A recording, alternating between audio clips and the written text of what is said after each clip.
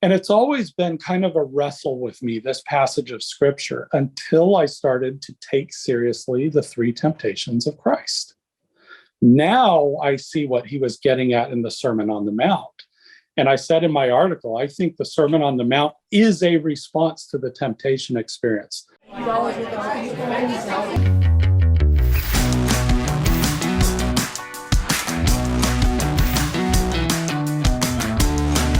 All right, welcome to Cwic Show. My name is Greg Mattson, and I am your host. My guest here today is Dan Ellsworth. Dan has been on the program before. He is a consultant and writer living in Charlottesville, Virginia. He serves on the Mormon Studies Council at the University of Virginia.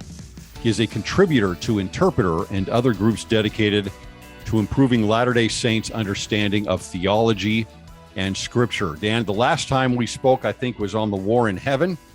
And Yes. A very popular episode, actually, that a lot of people have remarked on.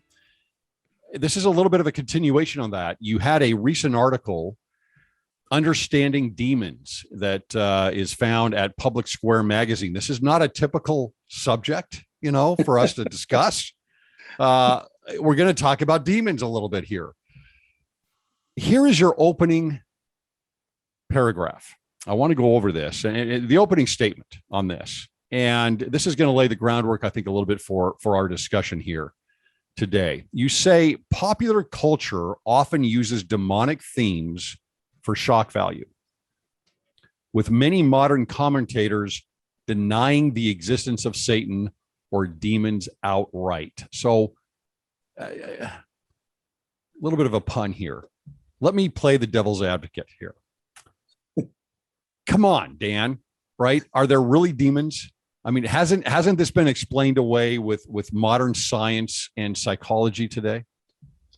So very, very good question. And it's kind of interesting. So what we have in popular culture, like I think if you think about portrayals of the demonic in popular culture, obviously the first thing that is probably going to come to people's mind are possession movies like The Exorcist and some of these other ones that are just really famous, scary movies about demonic possession, right?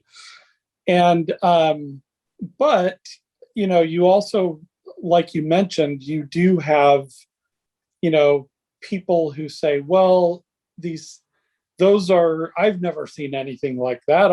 I don't know anybody who has ever seen anything like that, and those things don't really happen. And those are people kind of fraudulently seeking attention, kind of like they used to do with old seances and things like that.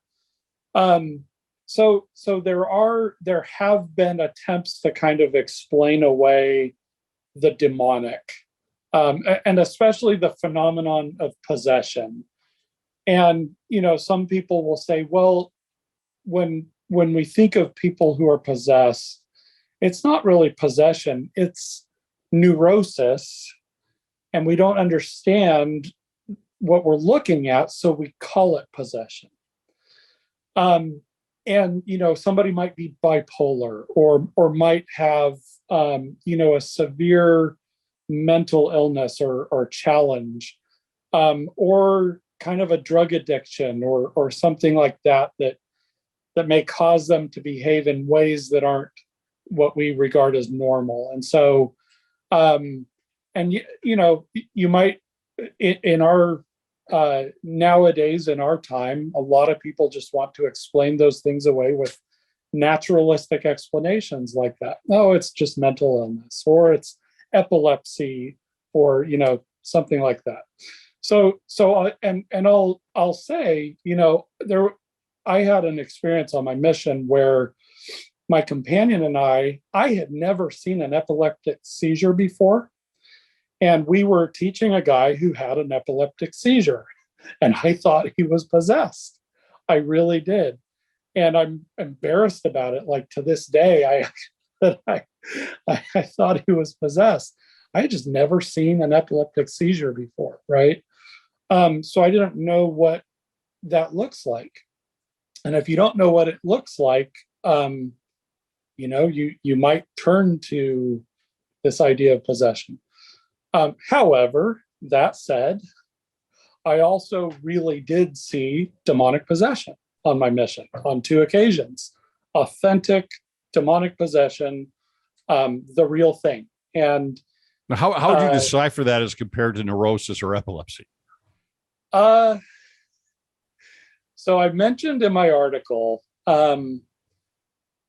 those of us who have served our mission, there's parts of the world where demonic possession is an open phenomenon. It just happens. It's not a secret. It's not even really doubted.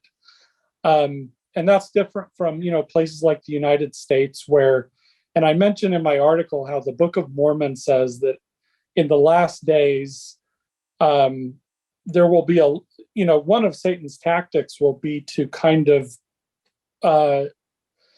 convince people that he doesn't even really exist. And he's been able to do that like wildly successfully in wealthy, educated societies, right? So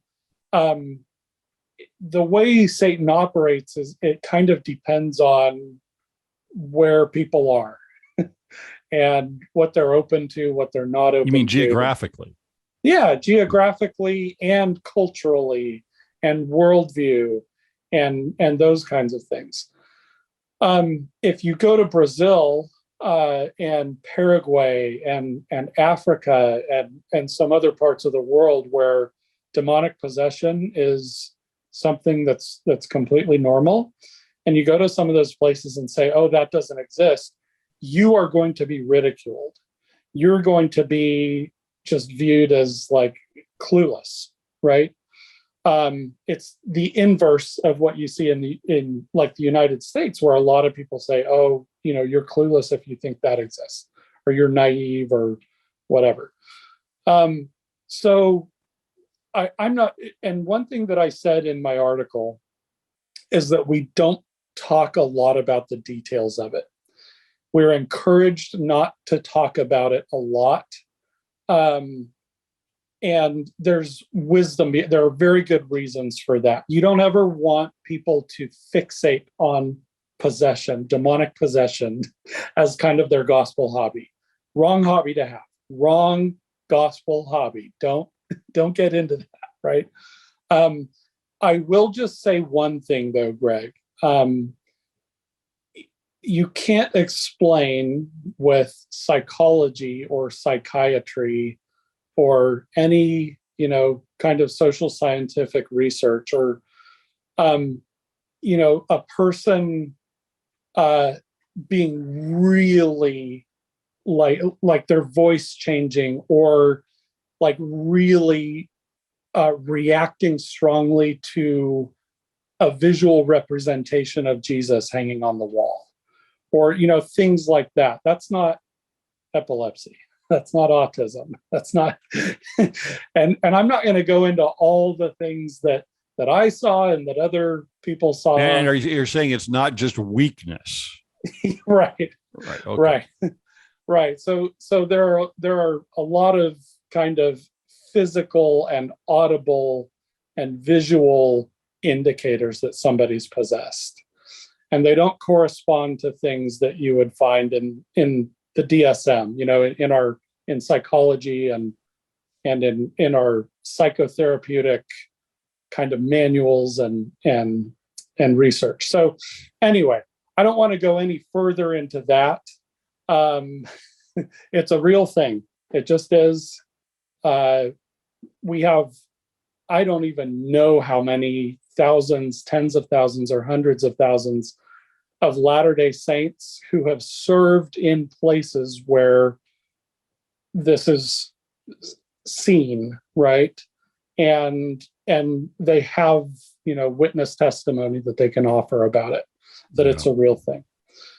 So anyway, all right. That's a long answer. And obviously this is Latter-day Saint doctrine. We've got the third of the host of heaven that are sent down here to earth. They're here to torment us. It's been temple teaching even that they are trying to, in a sense, I mean, directly you could say that they're trying to possess us or they're trying to tempt us. Yeah. here's the second part of your statement that you said openly. You said, but believers benefit from understanding the reality of demonic influence, and clues to the nature of that influence are found in the demon's own words in Scripture. So we'll get to that in a minute, but to those words. But why do you feel it is a benefit for believers to know that Satan exists and that his angels and demons, whatever else, are here trying to influence us? What does that change in our minds? So I think we benefit very strongly from getting rid of the notion that that demonic influence is just possession, right? It's either possession or it doesn't exist, right? That's a false dichotomy. We have a lot of prophetic teachings that that tell us that Satan has his own priesthood. He has his followers. He has demonic figures who are trying to influence us in various ways, and not just through possession. Yeah, possession happens in some places, but there are other ways that Satan and his followers and these demonic entities are trying to influence us. And we should know how they're trying to influence us. How am I being manipulated and influenced on a daily basis by these beings, right? I want to know that. And like I said, you just we need to ask the question, well, what are they after, right? Why are they even doing this? What are they after? Well, we need to listen to them. They say what they're after in the scriptures. So that's kind of the substance of my article, is like, let's let them speak for themselves here. Okay.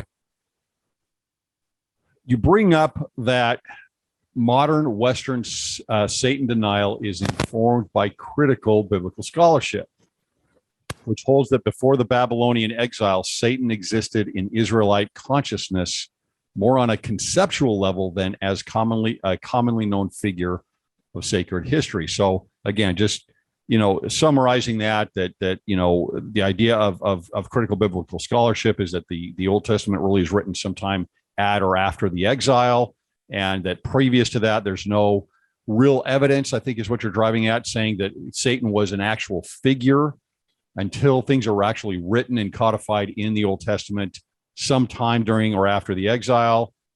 Is that what you're saying on that there's no real evidence on it from critical biblical scholarship that shows that the Jews or the Israelites believed in a figure known as Satan?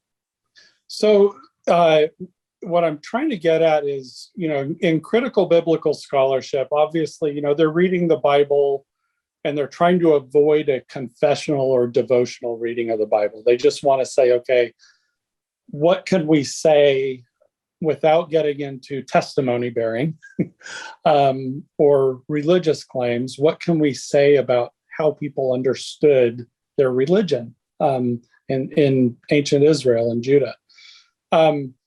And I honestly, this is an area where I think critical biblical scholarship and the restored gospel have kind of a really interesting alignment. We're not, there are some areas where we clash with critical biblical scholarship. Here, I think the gears mesh a little bit more than we might expect, actually. And that's something that I brought up in the article. So for example, Greg, let's look at the Book of Mormon. All right, before the Babylonian exile, we have Lehi and his family. Lehi has his theophany, his vision, and he becomes a prophet. There are other prophets. Jeremiah is active during that time, and there are others. And Ezekiel is in Babylon prophesying. So there are multiple prophet figures. And Lehi, so the Book of Mormon is so unique in what it says about the brass plates. The sons of Lehi go and try to get these scriptural records that are held through the line of Joseph. Okay. These are Josephite scriptures. And notice what they could, if I were to write the Book of Mormon, Greg, I would have them go and get some treasure from their house, take it to Laban and say, how about if you let us make a copy of the brass plates? We'll create the metal, we'll create the plates, we'll do the engraving. Just let us copy them. You keep the plates. We'll just make our copy and go, right? And for some reason, they can't do that. Like, Laban has to die in order for them to get the plates. And then they're like amazed at the things that they're finding on the plates after they have them. And they come across, they have writings of Jeremiah, some of the writings of Jeremiah. They have the book of Isaiah. And Lehi has this really fascinating quote in, I think it was 2 Nephi 2, where he says, I, Lehi, according to what is written, must needs suppose that an angel fell from the presence of God and became the devil. So he's like, I suppose this is what happened, based on what I've read. And Isaiah 14 gives us this narrative of like a divine figure who's fallen. And it's kind of juxtaposed with some earthly rulers too, like the king of Babylon and the king of Assyria, kind of using them as sort of a metaphor for this figure who fell from the divine council, right? And so Lehi, what we see in the Book of Mormon is he's realizing that there's a Satan figure who fell, right? It's not like he grew up believing in this full-blown, demonology and this Satan fall narrative. It sounds like it's a surprise to him. And this is an area where if you're a critical biblical scholar, you would say, yeah, that's how he would respond to reading Isaiah 14. That's exactly how he might respond, with some surprise, right? Because throughout the Old Testament, you get just kind of these mixed images of Hasatan in Hebrew, the Satan figure. And there's not this like crystal clear imagery all throughout the Bible of exactly what he was and who he was and what he did. And, we sometimes say, well, that might have been plain and precious things being removed from the gospel over time, or it might have just been, kind of entropy in Israelite religion. They were always kind of losing touch with scripture and kind of, it was really hit or miss for a lot of well, they got rid of Christ. I mean, they got rid of a lot. Yeah. It's not just Satan. Right. They got rid of Christ. Yeah. So you see them, in the Old Testament, we don't have a people with a full-blown, consistent theology that they all agree upon, and it's perfectly clear to everybody. That's not what the ancient Israelites had. They had some prophetic teachings here and there, and they were always kind of wrestling with the law and what it means and prophetic authority and these kinds of things. So you get, when Isaiah comes around, he's telling them, like, he's trying to update how they conceive of prophecy, and he's like, stop listening to these soothsayers and wizards and these what does he call them? I can't remember, but they had developed these forms of prophecy that he's trying to help them kind of get past. They had sort of folk religion and their scriptures and stuff. Anyway, I'm going kind of on a tangent here, but suffice it to say, not everybody in pre-exilic Israel had a fully baked view of Satan, who he is, what he does, what are demons, and these kinds of things. Well, it's interesting. So I mean, you talk about the brass plate. So I think what you're saying also here is that the Judahite tradition at the time of Lehi may not have had any of this, but perhaps the brass plates, which come from a Josephite tradition, perhaps even from the Northern Kingdom originally, may have had this more developed and maybe more emphasized, and maybe even beyond Isaiah 14, right? Because maybe they've got Isaiah 14 at the time in Judah. Yeah, it's hard to say exactly what all they had. We have a few bits and pieces here, but I'm telling you that passage where Lehi says, according to what is written, I must needs suppose that an angel fell. That's incredible. That's amazing. Yeah. Like that is something that you would expect to see from the standpoint of critical biblical scholarship. Yeah. It is interesting to think about. This isn't much on the subject, but those brass plates, who saw them? Who preached from those? Was Jeremiah preaching from that? Or was he using a Judahite scripture? How do the brass plates contrast? I would think with the book found in the temple by Josiah. Right. There's a lot of strange things going on there. There's not just one, hey, this is the religion, this is what's going on. In fact, there's more than one temple, even at the time of Lehi in Jerusalem. So, right.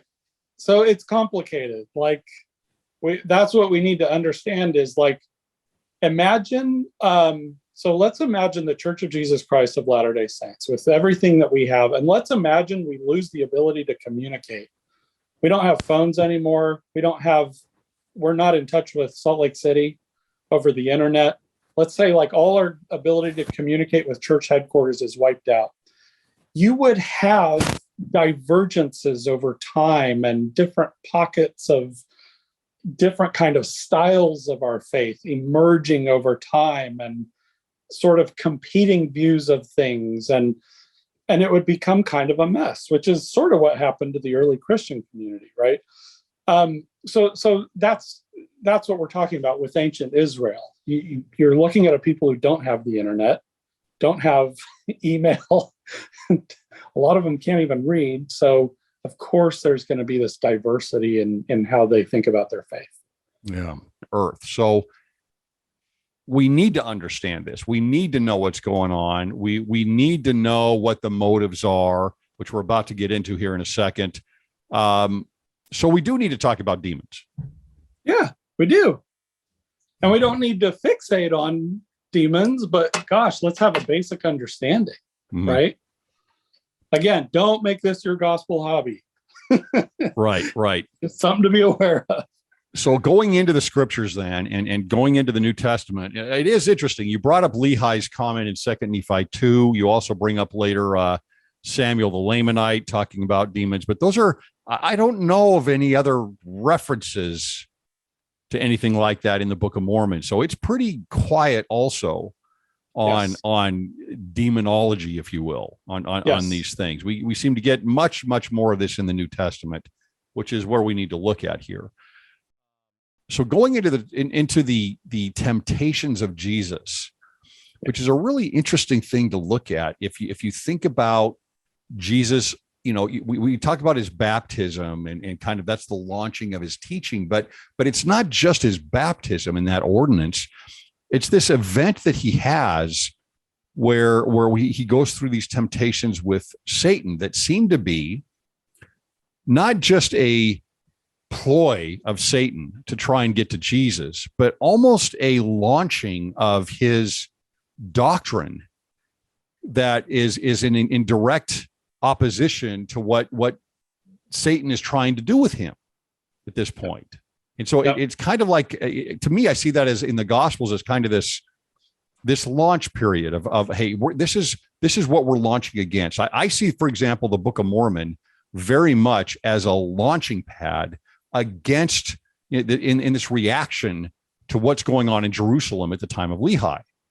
And it's kind of like Jesus's original or really all of his teachings are kind of this reaction to this event that he has with Satan. And you go over the three temptations here. And I thought this was really interesting how you outlined this here. You've got his visit in the wilderness with Satan. He suggests that Jesus answer normal human desires and cravings. The first one is bread for physical hunger, so a physical desire and need. The second is a dramatic angelic rescue, which you infer as recognition and validation.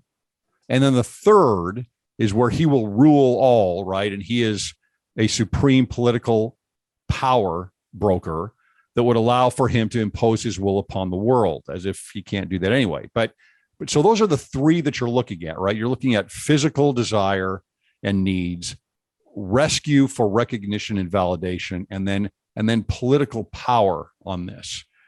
And you say, interestingly, Satan does not encourage Jesus to sin against the law. His suggestions are for Jesus to answer common longings, and they offer a foundational insight into the nature of hell. Hell is needy. Expound on that a little bit. Okay, so this has been baking in my mind. Every year I read the Gospels. That has become something that I do every year.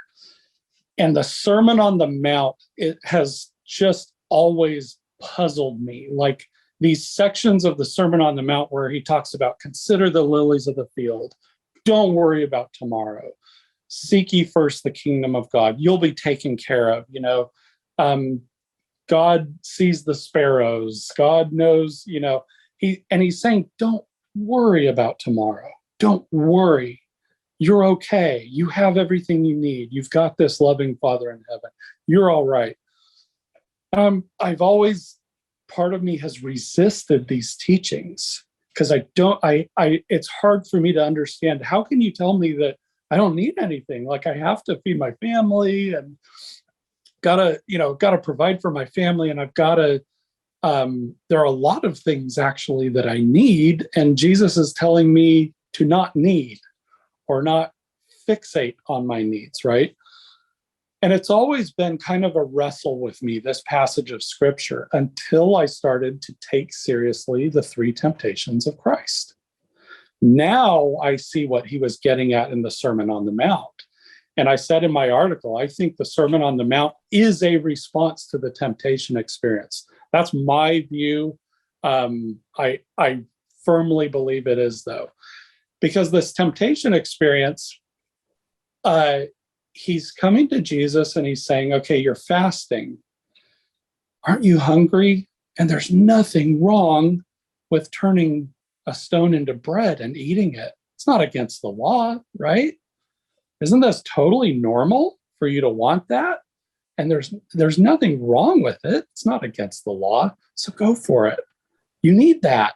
You're going to, and then he tells him, jump from the temple spire and let's watch the angels catch you.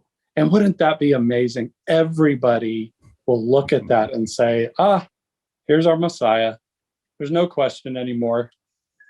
And then, I'll give you all the power of all the kingdoms in the world. You'll be able to impose control. There will never be any uncertainty about how people will respond to each other, and because you can control it all, and you can overthrow this Roman power, right? You can liberate your people. You can make the world exactly the way you want it to be. Gosh, those things sound good, right? Those sound great. I would daydream about those things if I were Jesus. No, not if I were Jesus. See, if I were me living back then, I would daydream about those things. Those are normal things that we daydream about. Doesn't everybody want, recognition and a little more control over their lives and the world? And doesn't everybody have physical appetites that we want to satisfy? Those are normal things. And it's not against the law to seek recognition. I seek recognition at work all the time, right? And to want a little more control control financially or in other ways. But Satan, he's trying to manipulate Jesus into thinking that he needs something more than the Father. He's telling Jesus, you don't have everything you need, right? And Jesus answers them with scripture. Man shall not live by bread alone. Don't tempt the Lord your God. These are love of God scriptures. These are the first great commandment scriptures. And he's showing Satan, I have this vertical orientation. I'm not interested in what you have to say to me.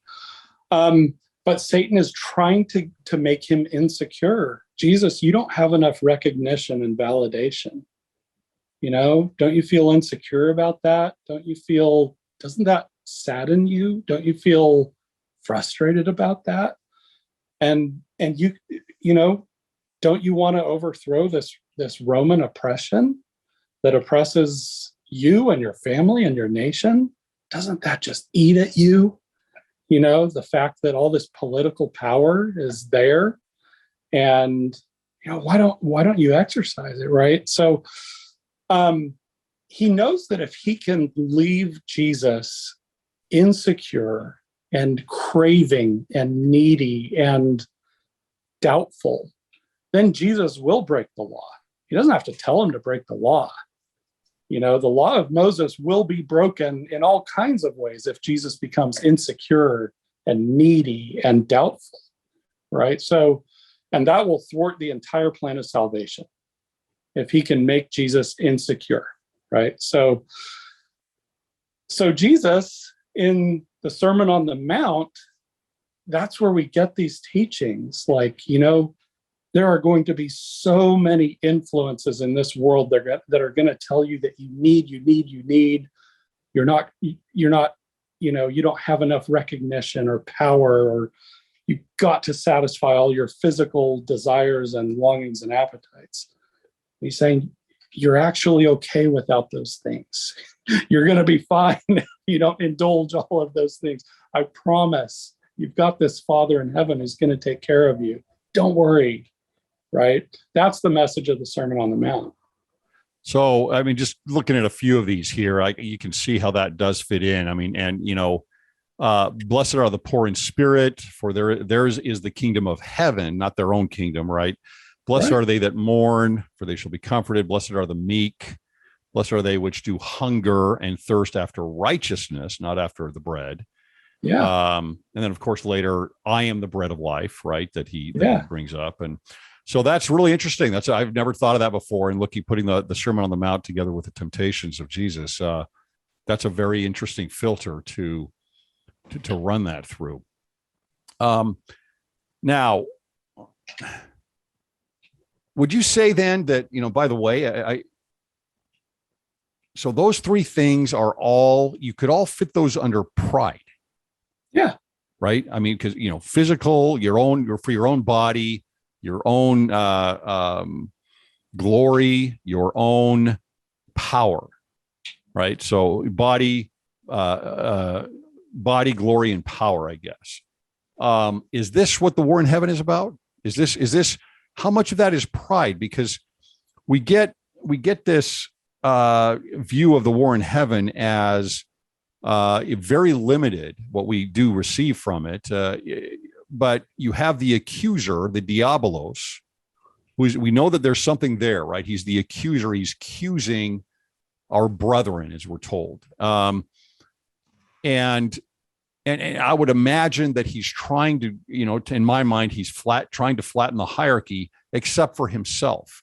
He's trying to put himself on the throne.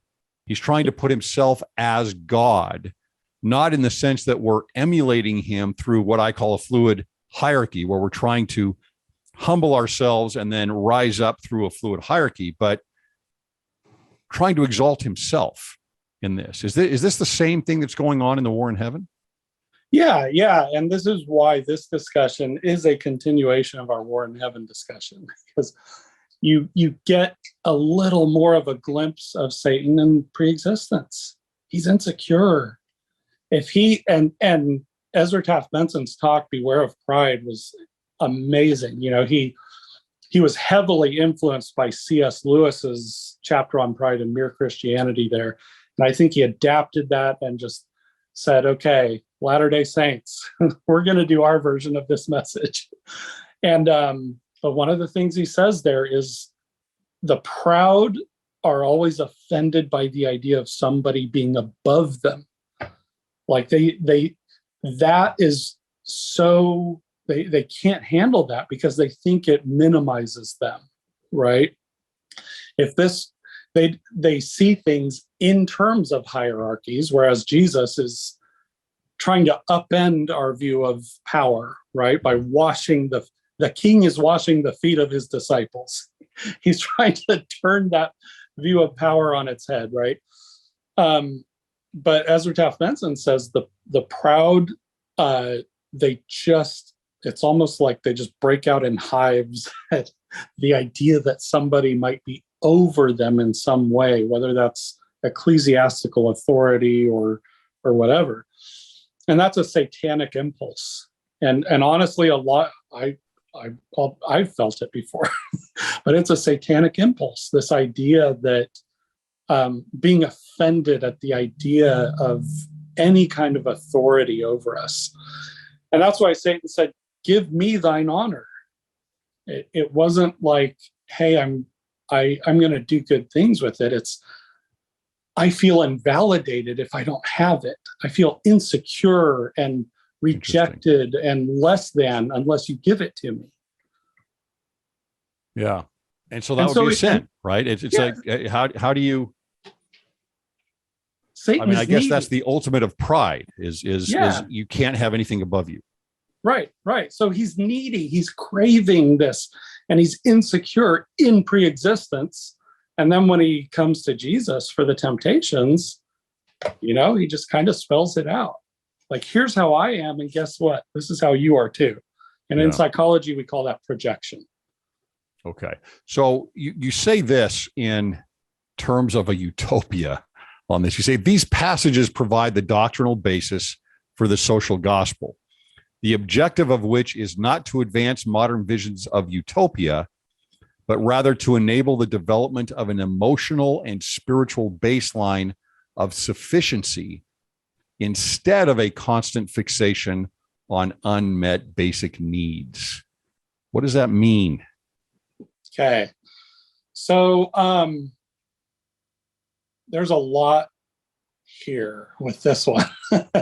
So social justice, as envisioned by modern society and a lot of left-wing movements in particular, it involves no differences, the removal of differences and distinctions and any kind of imbalances or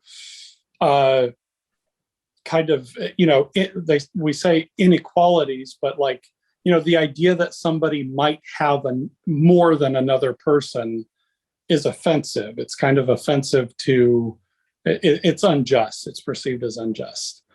And honestly, and again, there is a scriptural basis for that. The Lord says it's not okay for people to have more than other people. Therefore, the whole world lies in sin. But okay, so that is kind of the natural fallen order of this world is inequality. The social gospel is not about fixing that, because the social gospel, if we look at it through that lens of the Sermon on the Mount, it really is about making it so that people aren't frantically trying to, fearful about their basic needs. How do I get a roof over my head? How do I feed myself and the people around me? It's not saying, oh, my neighbor has 2 BMWs. I need one of them. That's not the social gospel. Social gospel is about making it so that people have the mental and emotional space to really, be God's image in the world and do good and have, so they're not always constantly frantically obsessing over like, how am I going to feed myself, right? It's not about how do I get BMWs from people who have them, because I don't have them, right? So visions of utopia are a lot, to a great degree, about tearing down things that represent inequality. And you don't need to do that in order to have a just society. Yeah, and I think, this is something we focus a lot on in this podcast, but, that goes right along with liberation theology, which is exactly that. It is a political movement to try and use Christianity to exactly that, to tear down the hegemony and to put in place something that looks fair at all costs, and to change the idea of you're in the image of God, right? It takes away, just as you're saying, the idea of a personal relationship, an internal personal relationship with God that is based off of your behavior and your righteousness, right? And changing it to something that is outside of yourself, right? It's outside of yourself now. So that intimate, relationship, that understanding of who you are, that working on yourself in a path toward the tree of life, for example, is removed in that kind of an example as you focus on things that are more outside of yourself. Yeah. So I live in a rural area of Virginia. We have 2 acres, which is like surprisingly big. And my neighbors have 10 acres. If my idea of social justice, of the social gospel, is that my neighbor and I even out to where, between the 2 of us, we have 12 acres. So my neighbor gives me, 4 of their acres. If that's the way I conceive of, if I'm not able to be okay without that happening, because that's what I conceive of as fairness and social justice, I'm going to be a miserable, needy, insecure, angry, frustrated person day after day after day after day. It's social justice for me to be able to live here with my family and say, I have exactly what I need. I'm happy with what I have. I don't care if somebody has something more. That doesn't mean anything to me. I can go out and bless the world every single day and be God's influence in the world without other people changing a thing about what they do.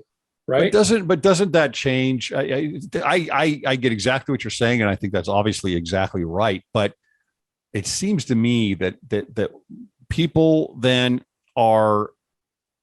they'll take a step outside of that and say, no, I'm advocating not for myself, but for others for that to be equal. And that somehow creates a higher morality, right, in people's minds. But in the end, it's really just the same thing. Yeah. And again, like if your obsession is with sameness, you're going to be a miserable person, and you're not going to be able to influence the world the way God wants you to influence the world. You're just going to be constantly angry and comparing all the time. And so that's a problem, right? The idea is, the social gospel is about helping everybody to be temporally, emotionally, and spiritually self-sufficient, where they're not dependent upon other people for their survival and their flourishing spiritually, right? That's the social gospel. If you go beyond that to where it's like, okay, there needs to be sameness all throughout the world, That's hell. You will create hell trying to achieve that. You will create hell on earth. And, societies that have tried to do that, they have been hell on earth. So is there a parallel then, Dan, to bringing down the throne or to rising up to the throne and bringing down those that might have more or that you feel have more or anything else? Is there a parallel there at all? Is that a similar psychology? Yes, it is a similar psychology. If I were to drive out of my driveway every day and look at my neighbor's 10 acres and feel angry and like the world is conspiring against me and that my neighbor is horrible, or like there's this fundamental unfairness about this situation, I'm going to be a miserable person and I'm going to wreak havoc on the world instead of blessing the world, right? And that is the psychology of Satan saying, give me thine honor. I can't abide you having more honor than me. I can't abide that because I'm so insecure. And, that's why he's called, and I say this in the article, in the book of Revelation, the beast that arises from the bottomless pit. Because he's empty inside. You can't fill it up. He can't fill himself up. He can't ever be content. He can't ever be happy. He is a bottomless pit. That's his world. It's just emptiness. Yeah. Whereas, and I say this in the article, Jesus, when he encounters people, he says, if you follow me, you're going to be a fountain of living water, right? The psalmist says, my cup runneth over. And Jesus says, you're going to be a fountain of living water, just overflowing with gratitude and joy and desire to bless people and insights. And, it's the exact opposite of the bottomless pit imagery of the book of Revelation. Well, Think it of also that, seems the to me bottomless that, pit versus the fountain of living water. yeah, and it seems to me that what Jesus is giving is opportunity. And so it's a mass opportunity is what you want to focus on, and not necessarily the equity of results right at the end. So, all right, now going into some of the specifics here with these demons in the New Testament. Yeah. Here's a confrontation with one of them, right? One of them cries out and says, "What have we to do with thee?" And another says, "What have I to do with thee, Jesus, thou Son of God Most High? I beseech thee, torment me not." What are they saying here? How does this fall into what you're saying about their cravings and their neediness? Because there's very few, there are actual words that the Gospels put in their mouths, or that I don't know where they get this from, right? I don't know. Did somebody hear this? I don't know. But what does this have to do with these cravings? Oh gosh, I love these statements from the demons because they're giving you a window into what's going on with them, right? Torment me not. Jesus didn't torment anybody. He just walked up to them, but his presence caused them to feel torment. That is important to note. He didn't go up and just, I hate you, I hate you, I hate. He wasn't tormenting them like that. Just having him in the same room caused them to feel tormented. In the same way that Satan, in the same room as the Father in pre-existence, felt tormented by his presence. He couldn't abide it, right? And so the demons are telling us, why can't you leave me alone? What have I to do with thee? What do you do? Why can't you just leave me alone? Why are you here? We don't need to have any interaction. That's what they're saying to Jesus. Leave us alone. Why can't I do this? And his presence, though, is something that they just cannot abide. It causes a visceral reaction within them. And again, this is something in demonic possession, and you'll hear missionary stories if you ever talk to somebody who's who's seen a possession. Demons respond with anger and wailing to the name of Jesus Christ and visual representations of Jesus Christ. They do. I've seen it. Other people have seen it. The idea, like what they know about him and his presence and his spirit, they can't abide it. They hate it. It causes them to feel tormented, right? But here they are in the gospel accounts possessing people. And why? Well, they think that it's unfair that some people are embodied and some people are not. And when they think something's unfair, hey, I'm going to go take it, right? This person has a body. I wasn't given a body. This is an inequity. So I'm going to go take that.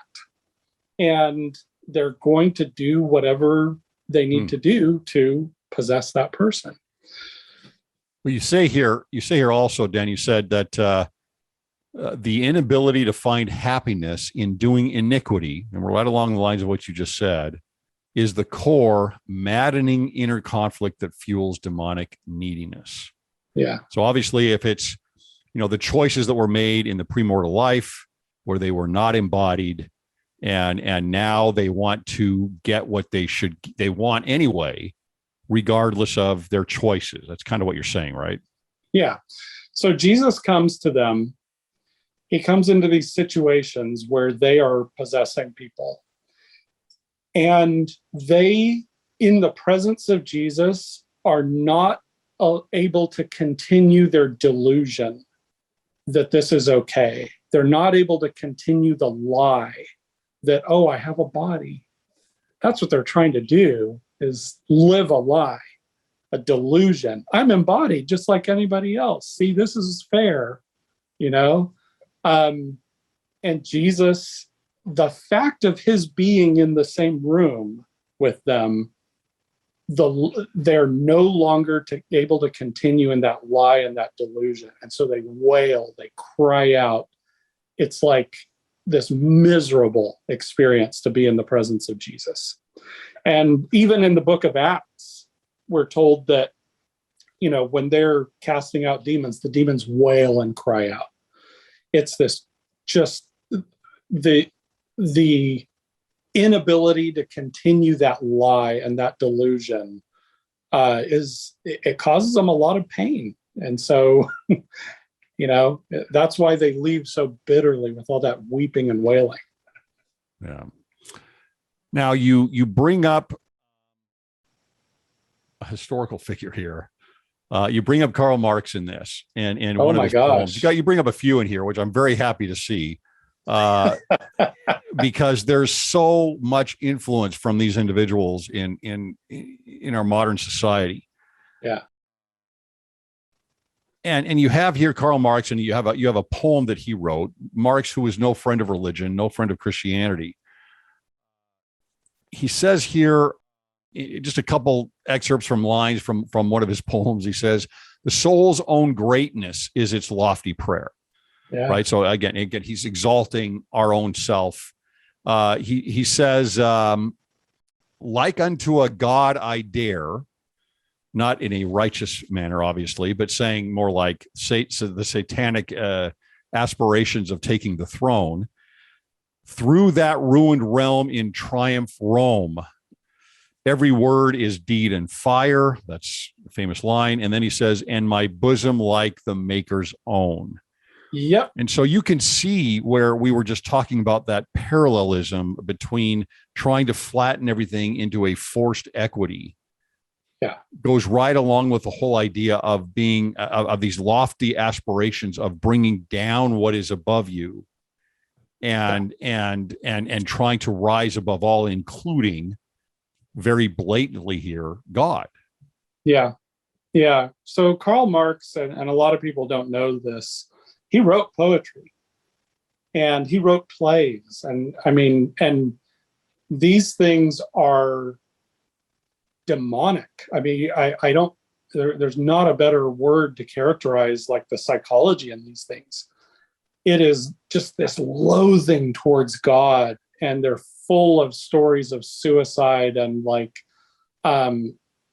just these twisted love pacts and, you know, suicidal pacts and stuff. And oh my gosh, it's disturbing. And it's not even, this isn't a secret. This stuff is right there on the internet, right? Read a biography of Marx if you think I'm exaggerating. Read his poetry for yourself and see with your own eyes what he says, right? Look at what happened to his family, how his children suffered, how miserable his wife was. Look at his family story and like how tormented he was and how much he tormented other people. And I mean, it's just this like trail of wreckage behind him. And his intellectual activity was he wanted the whole world to be destroyed, basically. It's not even, gosh, I mean, I wish people would just read about him. Well, I wish we taught more about him. We don't teach more about him. We should teach more about him. Yeah, we actually should understand what motivated him. Why did he talk so much about, you know, Mephistopheles, this demonic character that he admired so much? And man, you know, there's a lot to that. But I wanted to, in the article, I wanted to introduce people to this so that people will be aware of it, you know, and see the connection between the Marxist ideology and what's going on with the demonic, right? Now, you bring up also Michel Foucault, which I'm also very happy about. Even more than Marx today, he probably has a greater influence over academia than anybody else. I know he's the number one referenced scholar in all of the humanities across the country in the U.S. But I'm going to read this. This is a little bit long. You know, this paragraph here that is written. You quote Ephraim Radner from an article in First Things. Yeah, and he's describing similar profiles with Marx and Foucault. And I haven't looked at it quite this way before because I have studied Foucault quite a bit. So let me correct you there. He was writing about an artist named Francis Bacon. Oh, that's right. The atheist Francis Bacon. You're right. Appreciate that. Yeah, and he brought in the similarity with Michel Foucault. Right. And so this is what he says. He says, he, being Bacon, he was like Foucault, whose inner demons gave rise to an often exquisite jouissance or joy or pleasing of detailed erudition that seemed to mask the unrealized desire to be loved. So that's interesting there. That's the first point, because I would not have just looked at it that way. I've always looked at Derrida actually that way, but I would not have always looked at Foucault that way. Then it says, with Foucault, the dynamic produced an entire philosophy of barely controlled and hardly believable self-care. The redoubt of those who cannot find or give the love they crave. But note well, there is nothing cynical here. This is where I disagree with him. But note well, there is nothing cynical here for either Bacon or Foucault. We see only desperate self-protection and naive vulnerability, which Foucault's own demise seemed to embody, and Bacon's bizarre and violent sexual life enacted. You could say the same thing for Foucault on that. So, all right. It seems to me that what Ephraim Radner here is saying about Foucault is that he's just weak and insecure. Is that all it is? Because, I mean, his teachings are, to me, over the top, like a Marx of hate for family, hate for the you know, principles that hold up society. He is really, you know, everything breaks down to power for him. Yeah, it all breaks down to power, and he wants to see kind of the fringe outside of the norm, or who need to kind of be exalted and take over society. Is he just weak? Is that all it is? Honestly, weak, I don't think weak is the word, but insecure, craving, needy, just a bottomless pit of neediness and craving and insecurity, right? So if you take the answers that Jesus gave to the temptations and just like, what are the opposite answers? Those are the answers that Michel Foucault would give, right? Yes to physical appetites. Yes to insatiable, cravings for recognition and validation, which Ephraim Radner describes that he was seeking. And yes to the idea that you need power and everything is about power, right? So you see the inverse of Jesus's answers to the temptations in Foucault and other historical figures, not just him, but Mao. And, I always bring up Mao because I've studied him so much. But yeah, I mean, these people are just they're so insecure and needy, and the most monstrous human behavior arises out of that bottomless pit. And, if you don't feel loved and you've conditioned yourself to not be able to accept real human connection, because you've never felt the love of God before, man, I mean, you become capable of catastrophic evil. So, Dan, what about the people that, for example, have been brought up in a way where they haven't felt love, right? I mean, so you're talking about people that from the time they're children and growing up, they didn't have loving parents. They didn't have somebody watching out for them. They didn't have the type of positive, charitable attention that would strengthen a person. Yeah. What is the response to that? I mean, so let's say Michel Foucault is like that, right? And in some ways you can almost say it's there's some it's a little pathetic in some ways, right? And it's an insecurity then, and you can see where there can be this driving neediness and craving like you're talking about for somebody like that, especially when there's a bottomless pit. But if they've been given that world, if they've been given that world, so a lot of people are given that world.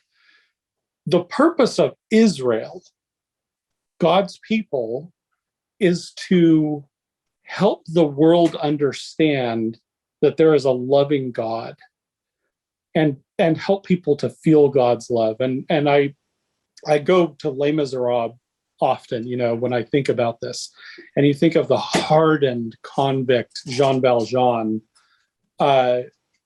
who has this encounter with the bishop, who gives him the candlesticks and says, "I bought your soul for God." And the way Valjean's soul responds at first is bitterness, but then it just softens and he accepts. He's loved, he's lovable, and he's converted by the experience. He's transformed by that experience of love, a human being's love that gives him a sense of the love of God. That's the start of his conversion, right? So you hope that somebody like Michel Foucault or whoever will have at some point in their life an encounter with the story of the love of God, either by reading the Bible or sitting through, a sermon in church or something, where they will have some exposure to the idea of a loving God, where they will be given an experience of grace or charity in God's name.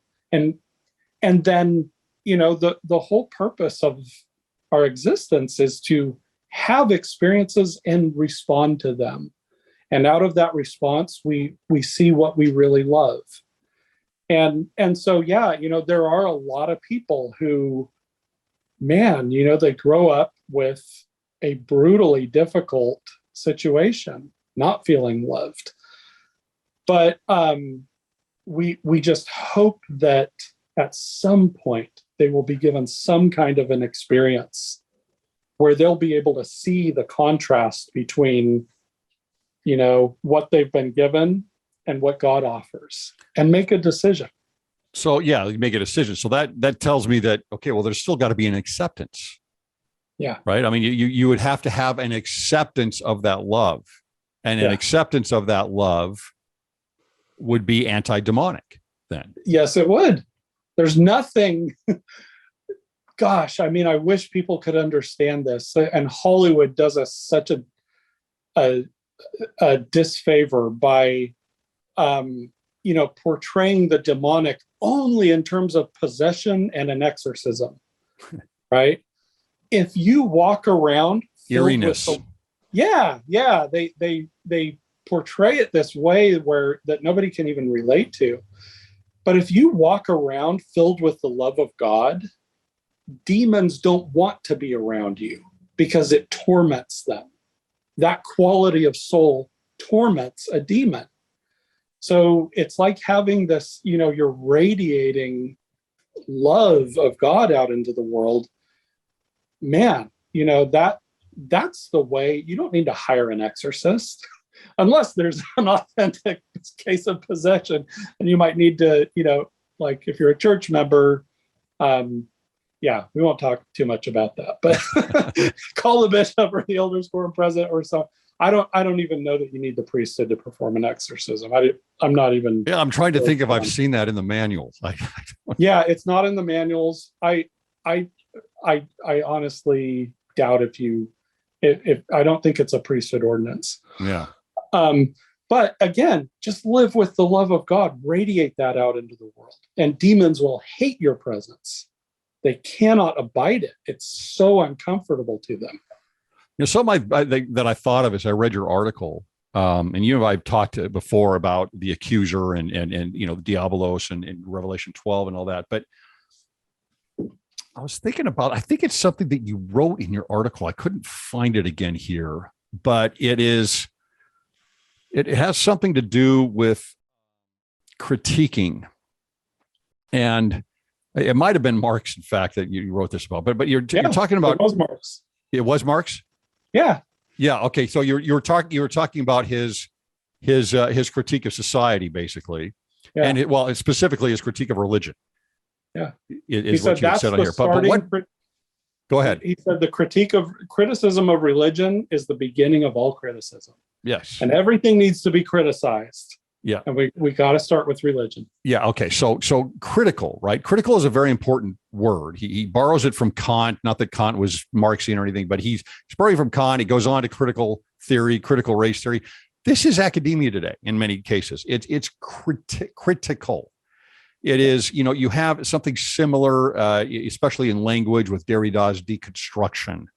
And so you have this breakdown, this whole idea of breaking down in many ways. It seems to me that critical theory, or critical as a whole in philosophy, and deconstruction are the same idea of the accuser. It's taking the accuser to you personally, but now taking that same idea and putting it toward, eternal principles, putting it toward religion, putting it toward love and charity, and accusing it, right? You're going after it in a way that is an accusatory manner academically. And that's really how academia is built today. Yeah. Is in a sense, it's built on critique. Yeah, and criticism is not in and of itself an evil thing. Prophets criticize. Prophets offer social critiques and critiques of faith and all these things, but they do it, their motivation is love. You are so loved by this God, and you are in this covenant relationship. Please see this. Please see what this loving God is offering you, and change your ways and change your society to take care of the widow and the fatherless, right? So that when people look at this society, they see God and what God values. Isn't that a wonderful, glorious critique, spirit of critique, right? As opposed to saying everything needs to be torn down because oblivion is the only thing that's really fair. So everything needs to be destroyed. It's this. Well, it's nihilism in the end, it right? is. Don't you think that's one of the blatant conflicts between Jerusalem and Alexandria? Yes. Right. Yeah.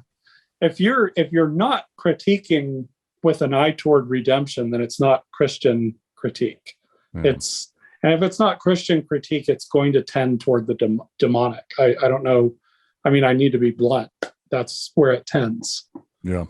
So and here's something else you brought up. You said it's clear that love in hell is a manipulative and needy perversion of the real thing. Yeah.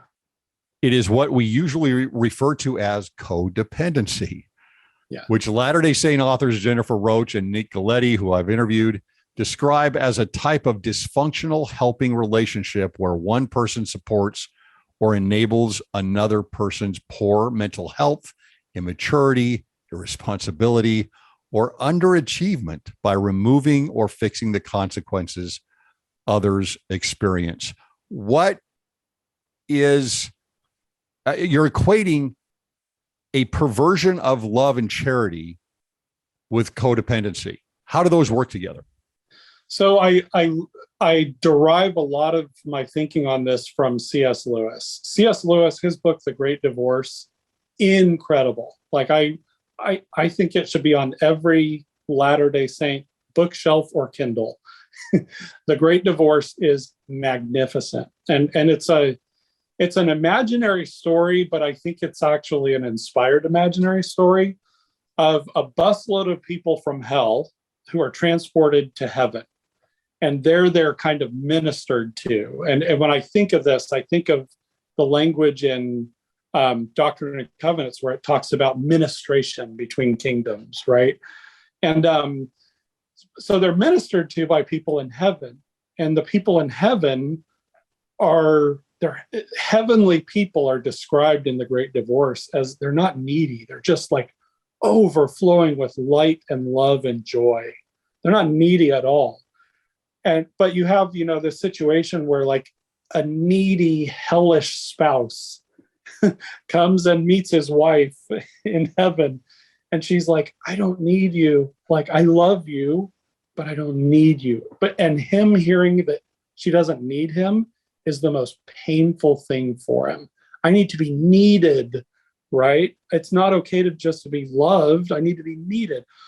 That is codependency. When people just kind of reinforce each other's neediness. And